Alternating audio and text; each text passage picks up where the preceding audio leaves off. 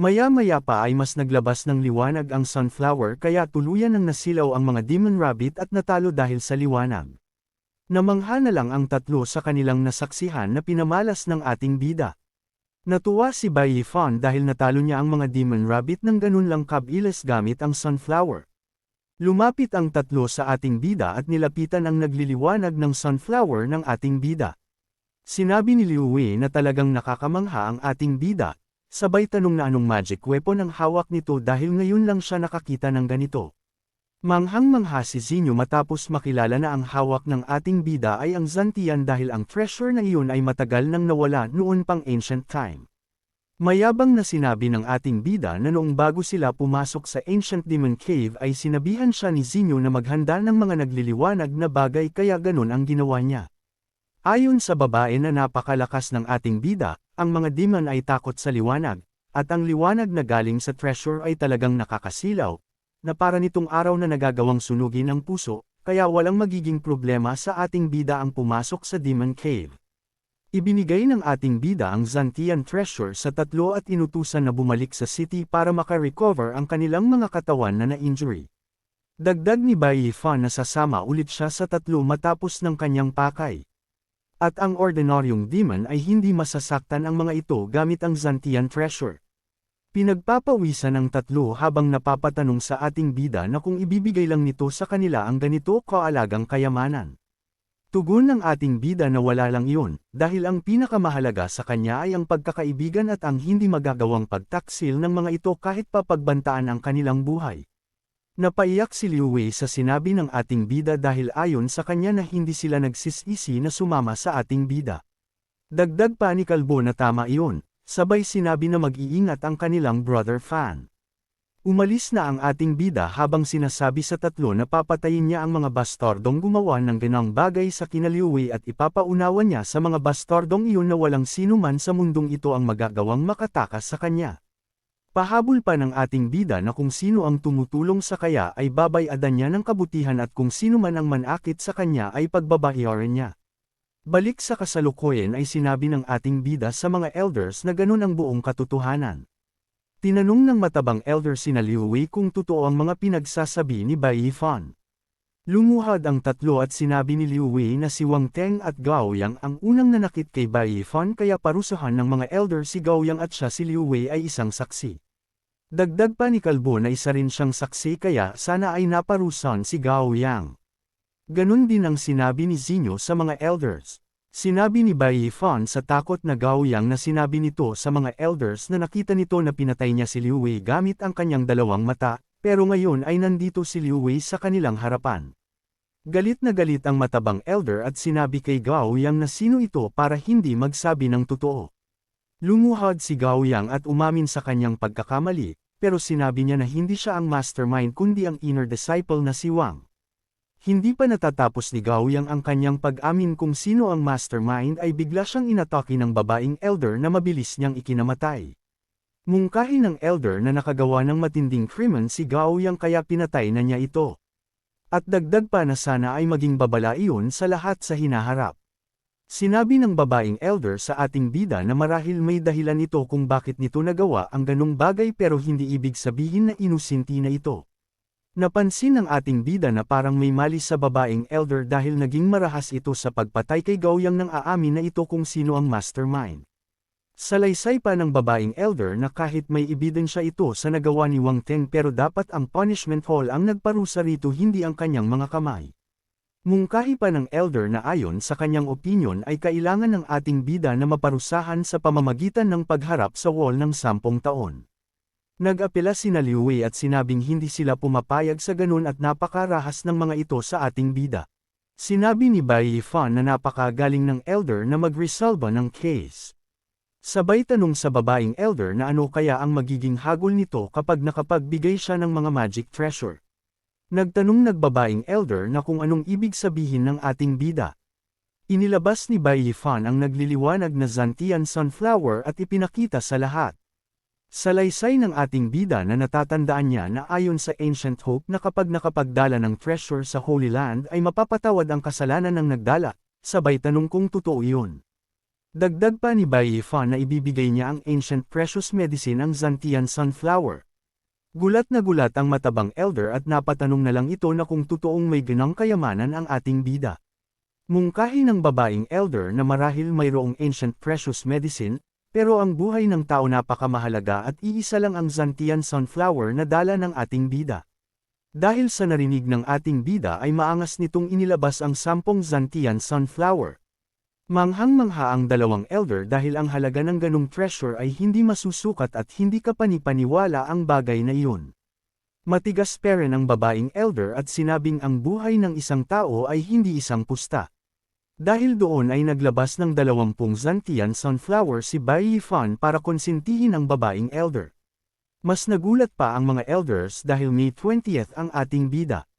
Masayang inilabas ng ating bida ang 30 Zantian Sunflower, at sinabing kung hindi pa sapat ang 20 ay meron siyang 30 Zantian Sunflower at ibibigay niya iyon. Ayon sa mga elders na ang ganong kadaming Zantian Sunflower ay kaya nang makabili ng 20 cities.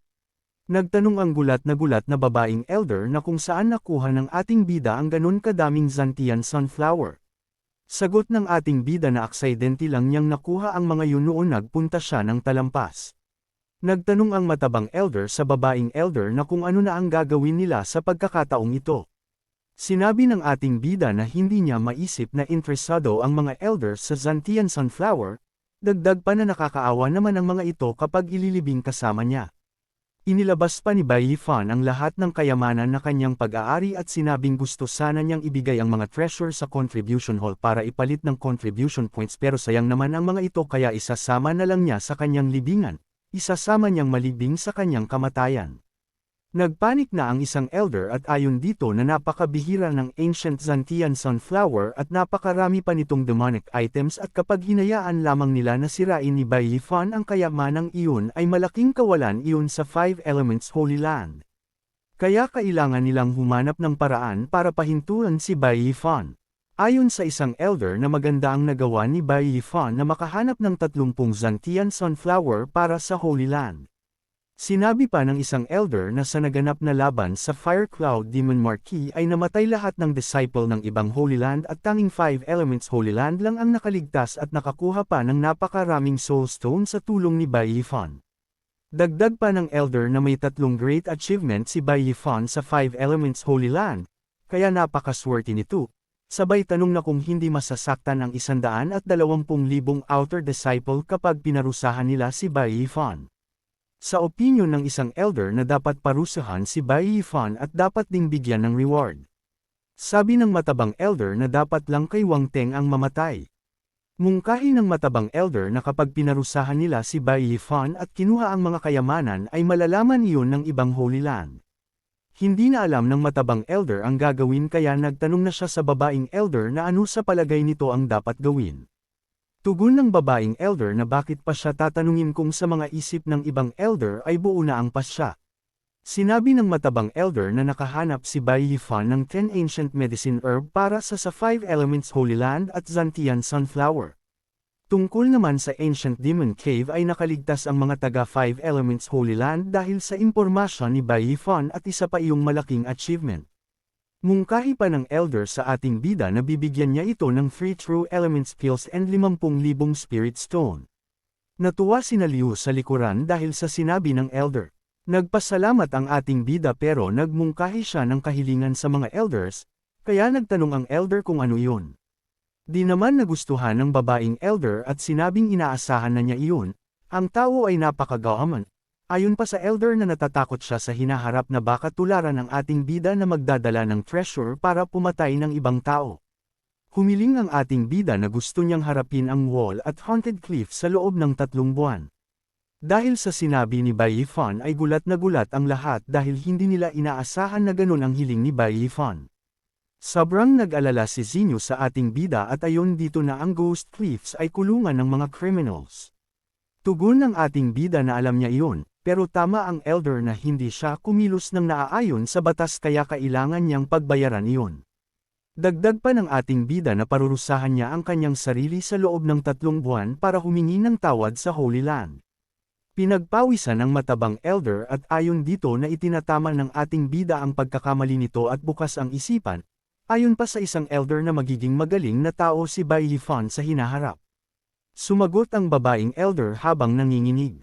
Sa isang banda naiisip ni Bai Yifan na hindi niya pinagsisisihang ang pagkakamali dahil papatayin pera niya si Wang Teng kahit na ilang libong bises pa. Dahil ang isang dahilan kung bakit niya gustong makulong ng 3 buwan ay dahil ang Holy Land ay puno ng halo-halong isda at dragon, at alam na ng lahat na marami siyang extraordinary na treasure kaya tatargetin siya ng ibang tao. Sa gilid ay nagtanong ang isang kawal sa kasama nito na kung gaano naman kaya karami ang kayamanan na mayroon si Bai Yifan. Sa isip ng ating bida na ay 3 dahilan siya kung bakit gusto niyang makulong ng 3 buwan. Ang una ay para makilala ng matataas ang katungkulan sa Holy Land. Pangalawa, ang lokasyon ng Ghost Cliffs ay malayo kaya makakapag-cultivate siya doon ng maayos at hindi siya maiisturbo ng kahit sino. Pangatlo, ay palihim niyang iimbestigahan ang lalaking nakatalukbong na traidor ng 5 Elements Holy Land. Mungkahi ng babaeng elder na dahil maunawain si Bai Yifan ay susundin niya ang hiling nito na makulong sa Ghost Cliff sa loob ng 3 buwan. Kaya nilapitan na si Bai Yifan ng mga kawal at inakit na paalis. Nais pa sanang pigilan ni Liu Wei ang ating bida. Pero sinabi ni Bai Yifan na wag itong mag-alala dahil makakapag-cultivate naman siya sa tahimik na lugar, kaya mas tataas ang cultivation niya. Sabay inutusan ang 3 na huwag magpapabe sa cultivation ng mga ito. Tugon ni Liu Wei na wag itong mag-alala dahil magsusumikap sila, at dagdag pa nito na mag-iingat ang ating bida. Sa isang umaga may sumigaw sa loob ng tahanan at nagtanong kung bakit 3 buwan lang na pagkakulong sa Ghost Cliffs. Ito pala ay si Wang Meng na galit na sinigawan ng kanyang guro at sinabing kung nalilito ito, dahil pinutol ni Bai Yifan ang ulo ng kanyang kapatid sa harap ng maraming tao.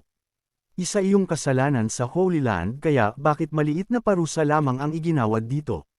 Akala pa niya na patay na si Bai Yifan kaya bakit iyon nangyari. Ang master pala nito ay ang babaeng elder, tanong ng elder na kung sino naman ang makakaisip na ang batang si Bai Yifan ang napakaraming paglalakbay at madaming nagawang achievement para sa Holy Land. Dagdag pa ng elder na kung hindi niya agad napatahimik si Gao Yang ay malamang nawala na si Wang Meng sa lugar na ito. Galit na galit si Wang Meng habang sinasabi na bakit napakaswerte ng bastardong si Bai Yifan. Paalala ng elder na mag-ingat ito sa mga kilos nito sa susunod dahil wala nang makakapagligtas pa dito. Wala nang nagawa si Wang Meng kundi sumunod na lang. Habang nasa isang tabi ay galit parent si Wang Meng at nagbabanta na ang kanilang buong Wang family ay lalabanan si Bai Yifan hanggang kamatayan. Isang buwan ang nakalipas sa labas ng Ghost Cliff sa ibaba ng bundok ay nagtungo ang 3 para bisitahin si Bai Yifan. Nakatingin ang 3 sa tuktok at sinabi ni Kalbo na nasa itaas ang ating bida, habang si Liu Wei naman ay nag-iisip na kung ano na ang ginagawa ng ating bida dahil nakakatakot sa lugar na iyon. Nakausap si Zinyo sa mga bantay na kung pwede silang pumasok para magdala ng pagkain at nangakong lalabas din sila agad. Sinabi ng mga bantay na hindi pwede dahil kapag may nangyaring masama ay sila ang mananagot, kaya pinalayas sila ng galit ng bantay. Nalungkot ang dalawa dahil hindi sila pinapasok, sinabi ni Kalbo na bumalik na lang sila. Naisip ni Liu Wei na kung kinakaya pa ni Bai Yifan sa nakalipas na 1 buwan. Nag-aalala si Zinyo dahil ang Ghost Cliffs ay napakainit sa umaga at napakalamig naman sa gabi, nababalutan ng ice at snow ang paligid. Dagdag pa ni Liu Wei na sa loob ng Ghost Cliffs ay kulang sa resources at nagugutom ang mga bilanggo sa loob. Naisip niya na sa sobrang gutom ng ating bida ay payat na ito at natatakam na sa isang multo. Kaya nag-iyakan ang 3 at pinanggako na paglabas ni Bai Yifan ay ipaghahanda nila ito ng maraming pagkain. Pero sa isang banda sa Earth ay hayahay lang na nanunood si Bai Yifan habang kumakain. Sa sobrang kabusugan ni Bai Yifan sa pagkain ng popcorn ay lumaki na ang tiyan niya, kaya napasabi na lang siya na kapag nag-enjoy siya sa pagkain ay magiging Liu Wei number 2 na siya sa sobrang taba. Habang papaalis ang 3 ay may nagmamasid sa kanila mula sa likuran. Ito pala ay si Jiang Ling habang napapatanong kung ano ang ginagawa ni Bai Yifan sa ganitong lugar. Makalipas 2 buwan araw ng paglaya ng ating bida, may isang lalaki na nagpapaalala sa kausap nito na paglabas nito ay ayusin na ang sarili at maging mabuti sa kapwa. Dagdag pa nito na huwag na silang magkikita pang mula. Sa labas ay nakaabang ang tatlo para salubungin ang ating bida. Sinabi ni Liu Wei na nakikita na niya si Bai Yifan. Nang makita na nila sa malapitan ng ating bida ay sobra silang namangha dahil tumambad sa kanila ang magandang katawan ng taga-recap, isti ng ating bida at mukhang mas lumakas pa ito. Nakangiting tanong ng ating bida na kung bakit hindi siya nakilala ng mga ito. Sa loob ng tahanan ni Bai Yifan ay nag-inam ang apat para ipagdiwang ang paglaya ng ating bida. Sinabi ni Kalbo na akala nila na walang pagkain at matutulugan ang ating bida pero hindi nila inasahan na mas nag-improve pa ito. Sinabi ni Zinyo na Liu Wei ay nagpersigi sa pagpapalakas at sinabi nito na paglabas ni Bai Yifan ay ipapakita nito ang tagumpay nito sa pagpapalakas. Pero hindi nila inasahan na mas nag-improve pala ang ating bida sa pag-cultivate. Mungkahi ni Liu Wei na bakit hindi maging Daoist couple sina Zinyo at Kalbo para makapag-breakthrough ng mabilis. Nagtanong ang ating bida na ano ang bagay na iyon. Paliwanag ni Kalbo nang magsimula silang magsanay ay nag-focus lang sila sa wealth, partner, dharma, and land. Ang meaning ng salitang partner ay pag-improve ng cultivation. Ang dalawang tao magsesenay ng magkasama, ang isa na mababa ang cultivation ay makakakuha ng skill sa pamamagitan nito, at isa itong mahalagang bonus sa mabilis na cultivation. May sasabihin pa sana si Liu Wei pero sinupalpalan siya ni Zinyu ng pagkain para manahimik ito. Natuwa ang ating bida matapos marinig ang tungkol sa Daoist, na pagkanto pa na talagang magandang paraan iyon para mabilis na pag-improve ng cultivation. Mungkahi ng babae habang namumula ang mukha na hindi na sa lakas ng ating bida at bilis ng cultivation ay hindi na nito kailangan pa ang imposible na paraan para lumakas. Mungkahi pa niya na mas mabuti kung sasali na lang ito sa paligsahan sa Holy Land sa susunod na buwan. Nagtanong ang ating bida na kung outer sect competition. Paliwanag ni Kalbo na isa iyong taunang paligsahan para bigyan ng reward ang mga outer disciple.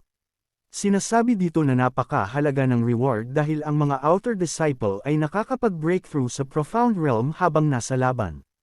Natuwa ang ating bida at inaya ang lahat na sumali sila. Pero bago ang lahat ay may mahalaga muna siyang gagawin.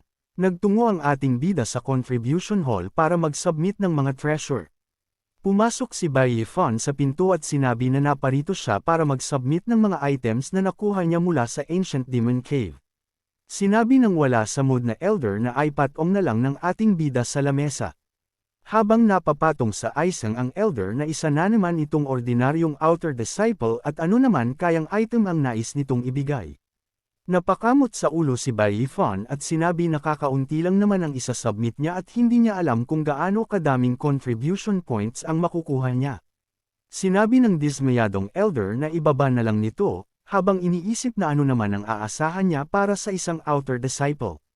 Natulala bigla ang elder matapos ibigay ni Bai Yifan ang 800 yakshahor na kanyang napatay. Nanlaki ang mata ng elder matapos marinig na 800 lahat ang sungay ng yaksha. Inilabas pa ng ating bida ang 1,000 bote ng spirit beast milk. Kulang na lang ay lumuwa ang mata ng elder matapos ilabas ni Bai Yifan ang 10,000 demon bear skins. Gulat na gulat ang elder habang sinasabi na kung iyon ang sinabi ng ating bida na kakaunti lang, dahil sobrang dami noon. Nakangiting tanong ng ating bida na gaano kadaming contribution points ang makukuha niya mula sa mga ibinigay niya. Sa ngayon ay ito pa lamang ang latest chapter ng manhwa na ito. Pag nagkaroon ng bagong release na chapter ay gawan ko agad ng recap para sa inyo.